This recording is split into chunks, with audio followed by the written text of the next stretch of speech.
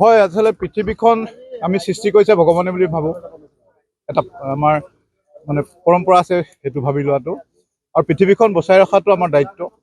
আৰু গছ নাথাকিলে পৃথিৱীখন নাথাকে আৰু জীৱ নাথাকিব। আজি এই পুলিটো ৰুইছোঁ, ই ৩-৪ বছৰৰ পাছত ইয়াত গুটি লাগিব, সেই গুটি হাজাৰ হাজাৰ চৰাই খাবলৈ আহিব। সেইটো দেখি মই এটা পৰিতৃপ্ত হ'ম নিজে যে মোৰ কাৰণে এই চৰাইখিনি আজি খাদ্য পাইছে। সেইকাৰণে এইটো এনেও ৰুই থাকোঁ, কিন্তু আজি যিহেতু সকলোৱে মন্দিৰলৈ যায়, সেৱা এটা কৰি যায়, মই এইটো এটা ভগৱানক সেৱা কৰিছোঁ, গছ পুলিটো ৰোপণ হয়। হালমা ফিল্ডলৈ যাম মণিৰৰ পত্ৰ আনিবৰ কাৰণে মিনল পতাৰ লগত। তাৰপিছত আৰু চাইকেললৈ যাম আমি আৰু ফিল্ডলৈ যাম ফিল্ডলৈ। তোমাৰ ভোটাৰ লিষ্টত নাম উঠিলে নৱপ্ৰজন্ম তুমি কেনেকুৱা লাগিছে? বহুত ভাল লাগিছে আৰু হেৰি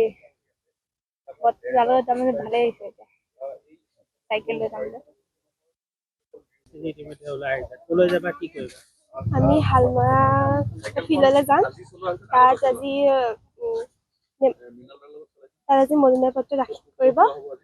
তাত চব মানুহ একত্ৰিত হ'ব, আমিও যাম, আমি অংশগ্ৰহণ কৰিম। কাৰ লগত যাবা?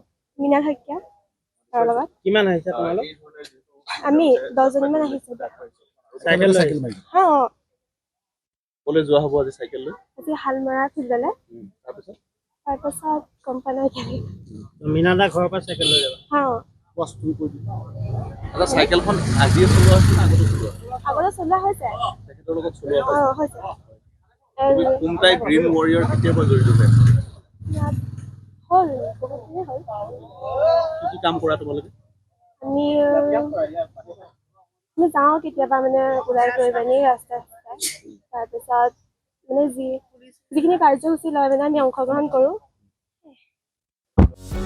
যিকোনো খবৰৰ বাবে যোগাযোগ কৰক আমাৰ এই নম্বৰত 9181 307 221।